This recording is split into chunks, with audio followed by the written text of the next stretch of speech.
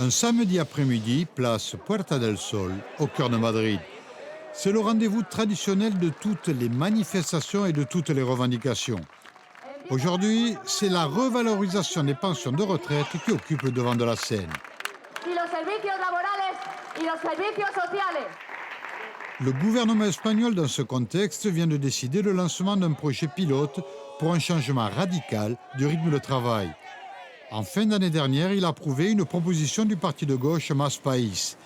Il s'agit de travailler 4 jours par semaine au lieu de 5, en maintenant le niveau des salaires. On ramène ainsi le temps de travail de 40 heures à 32 heures. Une expérience pilote concernant 200 entreprises sera lancée en 2022. Le syndicat UGT, proche du Parti socialiste, fait partie des 2 confédérations syndicales les plus importantes du pays. Il a participé activement aux différentes négociations pour la mise en place de ce projet novateur. On s'est aussi basé sur des expériences similaires menées dans d'autres pays comme le Danemark.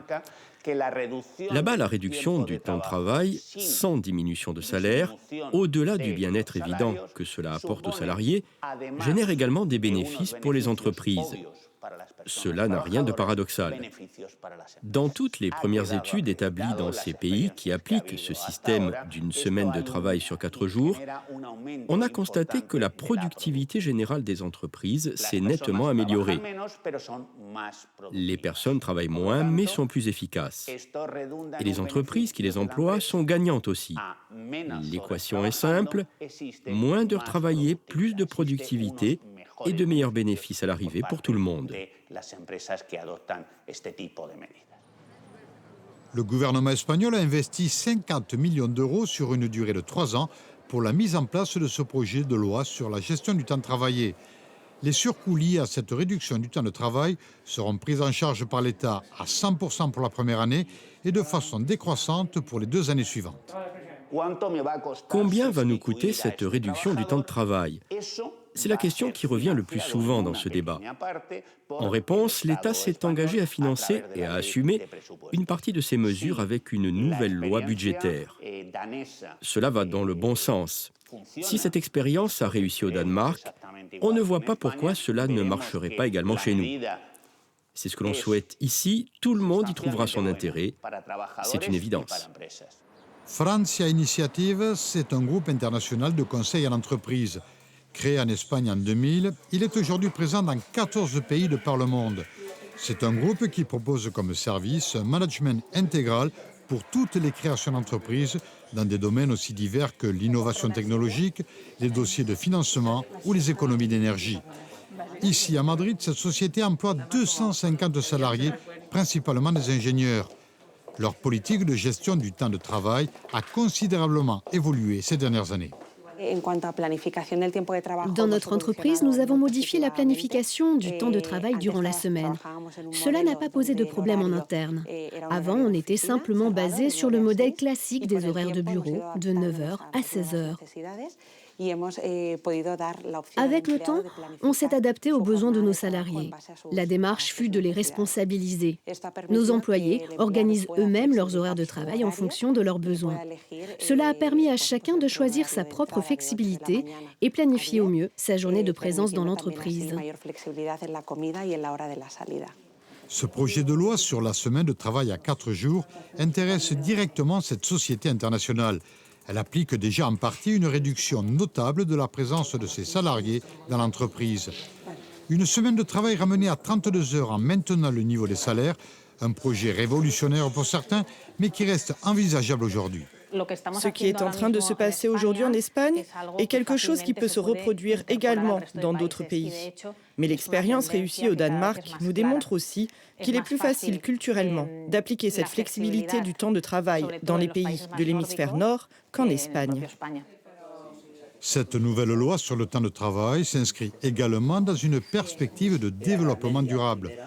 Un jour de moins de présence des salariés dans l'entreprise se traduit aussi par une baisse en moyenne d'environ 20% de la consommation d'électricité. sans oublier une diminution notable de l'empreinte carbone avec la réduction des déplacements vers le lieu de travail. Si un jour de télétravail permet d'éviter 20% d'émissions, que ça contribue au bien-être au travail de beaucoup de gens, pourquoi est-ce que le législateur ne met pas d'incitation fiscale ou autre pour les sociétés qui peuvent et aide les sociétés qui ne peuvent pas, avec l'industrie 4.0 par exemple, sur des entreprises qui sont plus industrielles. Donc oui, bien sûr, le lien entre le bien-être au travail et l'écologie, c'est possible. Au Royaume-Uni, différentes études prouvent que la productivité là-bas est inférieure à la moyenne européenne et ce pour un temps de travail supérieur. Autre exemple, la société Microsoft a vu sa productivité augmenter de 40% après le test d'une semaine de travail ramenée à 4 jours. Les expériences se multiplient dans de nombreux pays, Suède, Islande et récemment la Belgique, qui a lancé l'idée de permettre aux employés qui le demandent de répartir leur semaine de travail sur 4 jours. Une fois de plus, ce n'est pas parce qu'on travaille moins, qu'on travaille moins de temps, qu'on travaille moins au final. Si la qualité de la productivité, pas seulement la quantité du fait d'un cadre de travail plus favorable aux travailleurs, est là, au final, tout le monde est gagnant. Donc ça vaut le coup d'être tenté. On a vu des retours positifs des 35 heures en France. Les tests pilotes qui vont être faits en Espagne sur cette semaine de 4 jours, on aura probablement un retour d'ici 1 an ou 2, et à ce moment-là, on va étudier ça avec une grande attention. Mais une fois de plus, il faut qu'aussi, on est en contact avec les gens de chez nous. Si on voit que ça prend, on l'appliquera, il n'y a aucun problème. Estrella Trincado Aznar, professeure d'économie au sein de l'Université de Madrid, s'est intéressée dans ses travaux à l'évolution en Espagne du temps passé au travail. De la révolution industrielle du 19e siècle à nos jours, les changements ont été radicaux.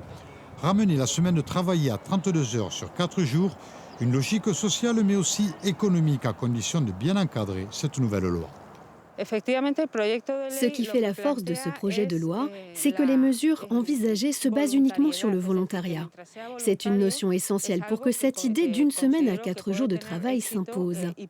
Petit à petit, cela peut faire évoluer notre approche de la gestion du temps travaillé. Quelque part, c'est aussi une révolution culturelle. Si cette loi était obligatoire, comme parallèlement on maintient les salaires, cela réduirait automatiquement les bénéfices des entreprises et impacterait toute notre économie. Je crois que si ces mesures s'appliquent progressivement, à terme, cela peut fonctionner. Ce n'est que sur le volontariat et surtout en n'imposant pas obligatoirement cette nouvelle manière de concevoir la semaine de travail que cela peut réussir. La pandémie mondiale liée à l'apparition de la Covid-19 a fait émerger de nouvelles formes de travail et un changement de rythme progressif. L'expérience espagnole est suivie de très près par ses voisins, notamment méditerranéens. Travailler moins mais plus efficacement, au-delà d'une simple idée, cela pourrait ouvrir de nouvelles perspectives économiques tout en privilégiant le bien-être des salariés.